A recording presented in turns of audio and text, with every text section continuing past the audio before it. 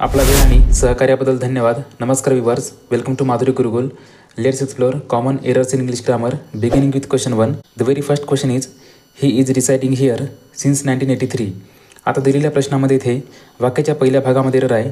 इथे इज या सहाय्यकारी क्रियापदाच्या ऐवजी हॅज बीन सहाय्यकारी क्रियापदाचा वापर होईल, कारण वाक्याच्या तिसऱ्या भागामध्ये इथे सिन्स या प्रिपोजिशनचा उपयोग झाला आहे आणि सिन्स या प्रिपोजिशनचा उपयोग सामान्यतः सतत चालू असलेल्या क्रियेचा वर्णन करण्याकरिता किंवा क्रियेचा स्टार्टिंग पॉईंट इंडिकेट करण्याकरिता होतो.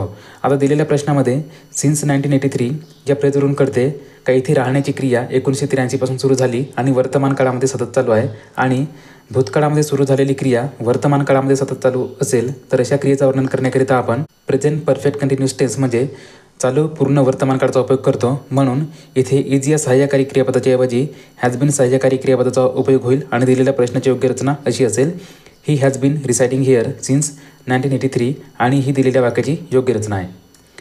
त्यानंतर शब्दार्थ बघू. रिसाइड एक वर्ब आहे, याचा अर्थ राहणे किंवा निवास करणे होतो.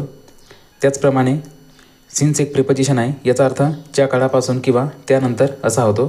The first question is over. No let's move on to the second question. At is written we ask him many questions.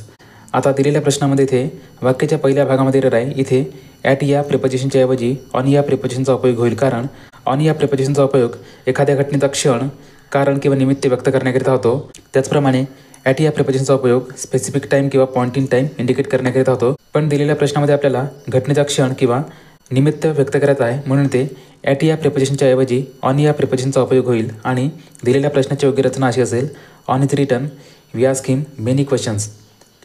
त्यानंतर शब्दार्थ बघू. रिटर्न एक वर्ब आहे, याचा अर्थ परत येणे किंवा परत जाणे होतो. त्याचप्रमाणे आस्क एक वर्ब आहे, याचा अर्थ विचारणे, सांगणे किंवा निवेदन करणे होतो. त्याचप्रमाणे मेनी एक ॲडजेक्टिव्ह आहे, याचा अर्थ अनेक, कित्येक किंवा पुष्कळ या अर्थी आपण याला वापरतो. Next question. The chief guest entered into the room. आता दिलेल्या प्रश्नामध्ये ते वाक्याच्या दुसऱ्या भागामध्ये एरर आहे, कारण इथे एंटर या क्रियापदाच्या पुढे इंटू या प्रिपोजिशनचा उपयोग होणार नाही, कारण एंटर या क्रियापदाचा अर्थ होतो मुवमेंट इंटू समथिंग म्हणजे आत प्रवेश करणे किंवा आत येणे किंवा आत जाणे या अर्थी आपण बोलण्याकरिता एंटर्ड या क्रियापदाचा उपयोग करतो. आता दिलेल्या प्रश्नामध्ये आपल्याला फक्त चीफ गेस्ट म्हणजे प्रमुख पाहुणा एंटर्ड द रूम म्हणजे रूममध्ये गेला आहे, म्हणजे chief guest went into the room या अर्थी आपल्याला जेव्हा बोलायचं आहे तेव्हा इंटू या प्रिपोजिशनचा उपयोग होणार नाही, फक्त एंटर्ड इंटू या फ्रेजच्या ऐवजी एंटर येईल आणि वाक्याची योग्य रचना अशी असेल, the chief guest entered the room, आणि ही वाक्याची योग्य रचना आहे. त्यानंतर शब्दार्थ बघू. चीफ एक नाऊन आहे, याचा अर्थ प्रमुख किंवा प्रधान असा होतो. त्यानंतर गेस्ट एक नाऊन आहे, याचा अर्थ पाहुणा किंवा अतिथी होतो. त्यानंतर एंटर एक वर्ब आहे, याचा अर्थ प्रवेश करणे होतो किंवा आत येणे किंवा जाणे या अर्थी आपण याला वापरतो. शेवटचा इंटू एक प्रिपोजिशन आहे, याचा अर्थ आत किंवा बाहेरून आत या अर्थी आपण याला वापरतो.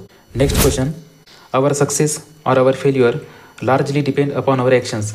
आता दिलेल्या प्रश्नामध्ये इथे ऑर या कंजक्शनचा उपयोग झालेला आहे आणि जेव्हा केव्हा दोन subject or, either or, neither nor या कंजक्शन्सद्वारे कनेक्ट केले जातात तेव्हा वाक्यामध्ये क्रियापदाचा उपयोग शेवटी येणाऱ्या सब्जेक्टनुसार, म्हणजे जसा दिलेल्या प्रश्नामध्ये इथे अवर फेल्युअर एक नाउन फ्रेज आहे आणि फेल्युअर एक सिंग्युलर सब्जेक्ट आहे, म्हणून इथे डिपेंड या क्रियापदाच्या ऐवजी डिपेंड्स या क्रियापदाचा उपयोग होईल, कारण डिपेंड क्रियापद डिपेंड्स या क्रियापदाचा अनेकवचनी रूप आहे, म्हणून ते फेल्युअर एक सिंग्युलर सब्जेक्ट आहे, म्हणून इथे डिपेंडच्या ऐवजी डिपेंड्स या क्रियापदाचा उपयोग होईल आणि दिलेल्या प्रश्नाची योग्य रचना अशी असेल, our success or our failure largely depends upon our actions, आणि ही वाक्याची योग्य रचना आहे. त्यानंतर शब्दार्थ बघू. सक्सेस एक नाऊन आहे, याचा अर्थ सफलता, यश किंवा सिद्धी असा होतो.